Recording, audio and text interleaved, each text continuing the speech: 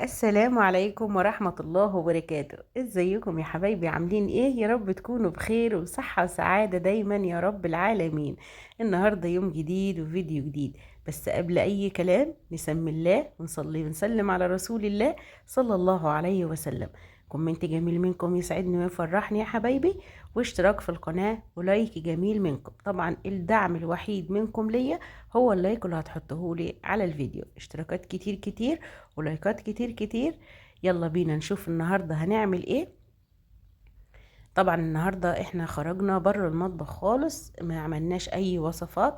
قلنا هناخد كده جولة بسيطة في اوضة البنات، هنرتبها ونروقها.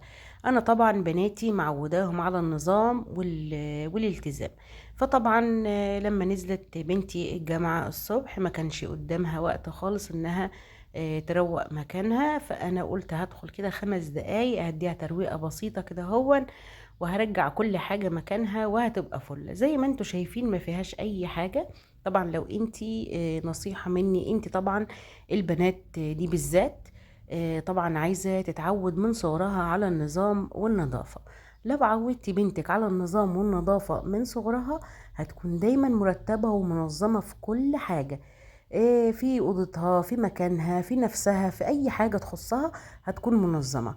فانت تتعبي معاها شوية وهي صغيرة عشان تعوديها، بس هتريحك كتير قوي قوي قوي لما تكبر. طبعا البنت طبعا لازم دايما وابدا يكون مكانها منظم ومرتب، سواء بنت او ولد، بس احنا طبعا بنركز مع البنات شوية في حتة النظام والترتيب دهيا.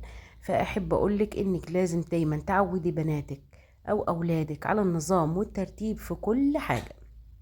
طبعا هنا انا روقت السرير كده هون ورجعت كل حاجة مكانها.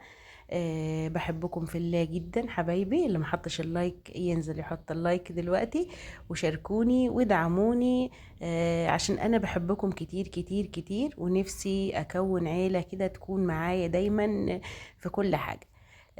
حبايبي طبعا هنا لو انتوا حابين طبعا ناخد جولة في المطبخ ونعمل روتين في المطبخ مفيش اي مشاكل.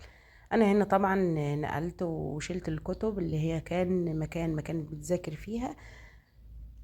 طبعا ربنا يا رب ينجح كل بنت وكل ولد في الامتحانات، وربنا يا رب يجبر بخاطرهم جميعا ويديهم يا رب وينجحهم كلهم كلهم، وكل اللي داخل على امتحانات، وبالذات حبايبنا اللي في الثانوية العامة يا رب يفرحهم كلهم يا رب، ويفرح قلوبهم وقلوب أسرهم وأهاليهم.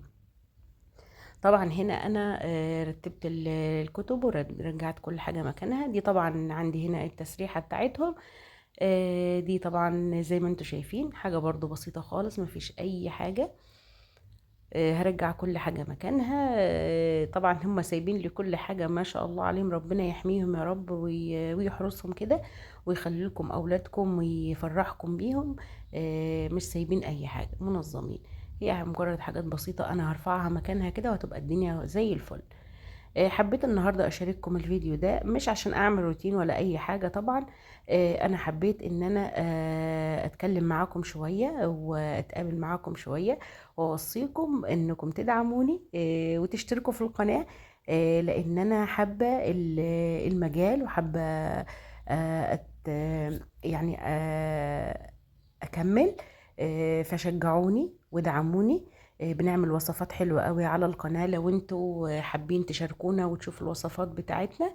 هي اي نعم حاجات متواضعة وعلى قدنا، بس هي ان شاء الله يا رب تعجبكم وتكون سبب في اي بنت عايزة تتعلم او اي ست عايزة تتعلم حاجة هي ما تعرفهاش. ما تغزليش وما تتكسفيش، اي حاجة انت عايزة تعمليها اعمليها. حتى لو طلعت معاكي من اول مرة مش حلوة، ان شاء الله المرة الجاية تطلع احلى واحلى. خليكي ست بيت شاطرة، عندك ايمان ويقين ان ربنا ان شاء الله ان شاء الله هيقف معاكي وهينجحك في كل حاجة طول ما انت قصد خير وست بيت شاطرة. يلا كده حبايبي، ادعموني بلايكات كتير وشجعوني، ولو الفيديو عجبكم قولوا لي طبعا. خليكم دايما معايا، بحبكم في الله.